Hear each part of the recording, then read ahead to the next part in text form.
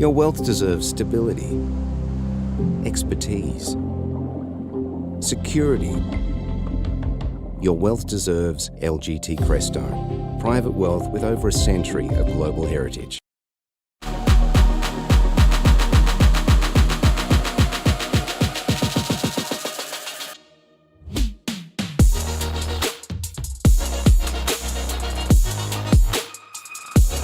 And welcome to the Global View on this Monday. I'm Andrew Gahan. Good to have you with us. Well, let's get a wrap of what happened at Jackson Hole. Treasury yields rising after Fed Chair Jerome Powell said the US central bank may need to raise interest rates further to ensure inflation is contained. He said, "We will proceed carefully as we decide whether to tighten further or instead to hold the policy rate constant and await further data." And added, "Although inflation has moved down from its peak, a welcome development, it remains too high. We are prepared to raise rates further if appropriate and intend to hold policy at a restrictive level until we are confident that inflation is moving sustainably down toward our objective." And also appearing at the conference, European Central Bank President Christine Lagarde saying that profound changes in how the global economy operates, from increased protectionism to energy transition, could create greater inflation volatility and more persistent price pressures. Speaking at the symposium, she said the new environment sets the stage for larger relative price shocks than we saw before the pandemic. All right, well, for a review of Jackson Hole Symposium and for a pick of the best value and growth stocks, we're joined by Anthony Doyle from Firetrail Investments. Anthony, good to see you. Cheers, Andrew. All right, so observing those comments made by Jerome Powell, there wasn't anything new, was there? Because he sort of left the door open still to further rate hikes, hasn't he?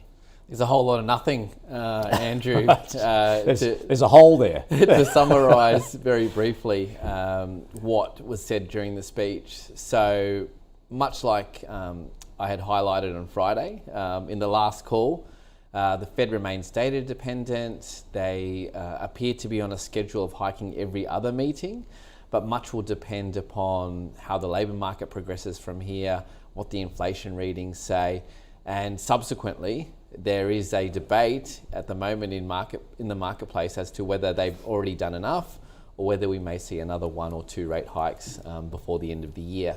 So risk assets have very much latched onto that stronger growth narrative that Jay Powell had mentioned during his speech. We saw a bounce in equity markets in the latest trading session, and as you mentioned, bond yields rising higher to reflect those stronger growth expectations. So what's your expectation then, particularly with equities, when you look at the States and I guess seasonally, I mentioned this earlier, that September tends to be more negative trading month. Yeah, it is. It's so interesting at the moment to see that there really isn't much conviction in terms of the direction of travel for the economy from a fundamental standpoint. And that's reflected in interest rate expectations for central banks around the world, including the RBA, where expectations are very much flat for the foreseeable future. No hikes, no cuts. Now, in that type of environment where there isn't much leadership or conviction views, I think the bias is for risk assets to rally. And that's what we're seeing across the board. Now, the big concern globally is what's going on in China. But in the developed markets, it's a bifurcation of stronger than expected growth in the developed markets, whilst in the emerging markets, particularly led by China, potentially disappointing in terms of growth expectations. Yeah, we were talking about this on Friday too, the last call with China, and that's certainly weighing on Europe at the moment too. And we heard those comments from Christine Lagarde, but it appears as though they're certainly struggling with growth more broadly in Europe at the moment, particularly Germany. Yeah, I mean, we are overweight Europe in our global equity portfolio, but that really stems back from a valuation basis. And also we're more biased to owning companies that have that global revenue stream rather than pure domestic exposure. And with that in mind, there are many companies trading on cheap valuations when you look around the globe that happen to be based in Europe, happen to be listed in Europe, but they really are significant global companies. Do you want to name drop any particular European companies then? Yeah, sure. So some of the bigger names in our portfolio, Air Liquide, an industrial gas behemoth that has around $100 billion of back book in terms of that it is executing on. What it does is take on hard to abate industries, takes on the assets and implements their technologies in order to reduce the carbon profile. So think, healthcare is a significant customer of Air Liquide. Also in terms of gas for semiconductor production. Another one, Schneider Electric.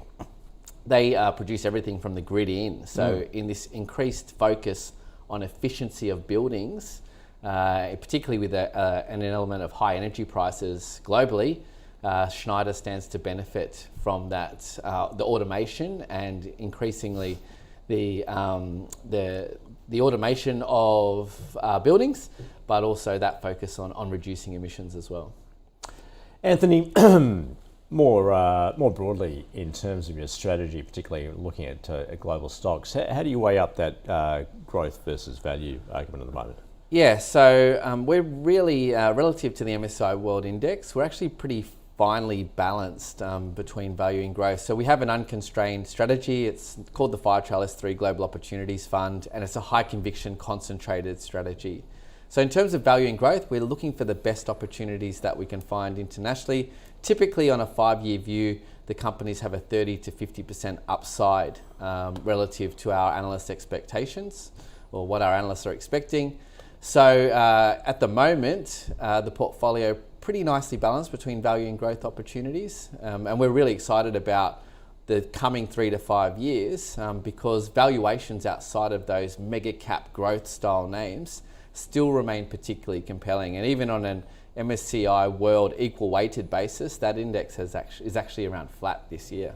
All right, well, let's get stock specific with some examples then you're looking at here. In terms of value, you're liking United Rentals. So what this is, an American company, the world's largest equipment rental company. Oh, how often, Andrew, have you been interviewing guests and they talk about picks and shovels? Yeah. So this isn't picks and shovels, but it's pretty close in terms of if you want to gain exposure to the US infrastructure boom from policies such as the US Inflation Reduction Act, United Rentals is a great way. So it's the world's largest rental company. Think of industrial equipment. So think, bobcats and diggers, trucks. United Rentals, 16% market share in the United States. What we like about United Rentals, trades on a 8.7 times PE on a 12-month forward-looking basis. It's a $20 billion company over in the US. And management are really disciplined. So they're focusing in terms of their free cash flow on M&A within the core part of the business or otherwise returning cash to shareholders. And 45% EBITDA margins. It's a really, really solid business, sustainable business model that's likely to continue to benefit from that US infrastructure boom. All right, so that's your example if you're looking for value. What about for growth? I see Tenable is on your list. So this is what, cybersecurity? Exactly, yeah. So exposure management. So we know that the world's growing more complex, particularly online exposure.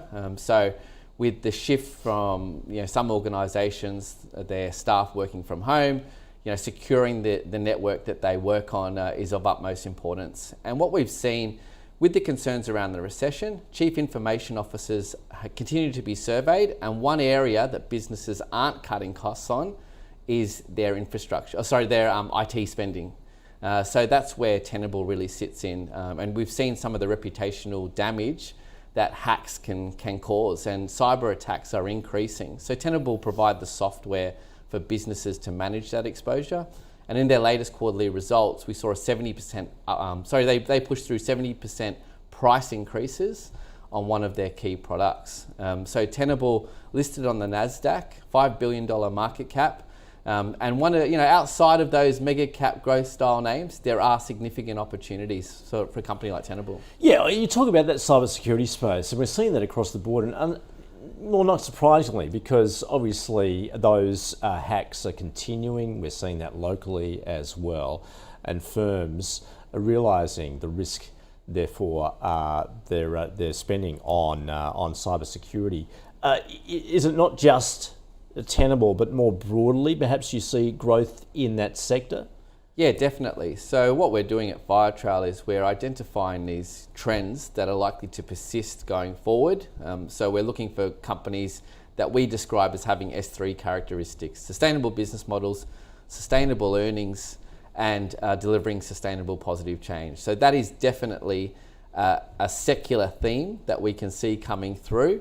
And with that in mind, what is the best opportunity in that space? And for us, it's Tenable, with 30 to 50% upside over the next 5 years. Okay, you mentioned the States, your focus on Europe. Any other region that you're seeing value at the moment? We're actually underweight Asia Pac, but overweight EM. So EM is a off benchmark position for us. So we have exposure to a couple of Mexican airports, a Brazilian bank named Bank Itaú, an Indonesian bank named BTPS, and I'm sure you've heard of this one. It's a little company named Taiwan Semiconductor. So another way that we also have exposure in emerging markets is via a company named First Quantum, pure play exposure on copper. So we see the structural demand for copper as being significant going forward with the electrification and drive to try and reach net zero, particularly from the adoption of EVs and the electrification of everything. And with that in mind, First Quantum, Canadian listed, but assets in Panama and Zambia. Anthony, some great ideas right there. Terrific to get a view of your strategy at Firetrail. Thanks for joining us. Cheers, Andrew. All right, that is the global view for this Monday. Just a quick check of the market. So we are expecting this to begin higher. We did see global equities rally to the end of the close there on Friday. SPI futures up just over 0.25%. Stay with us. The open is just around the corner.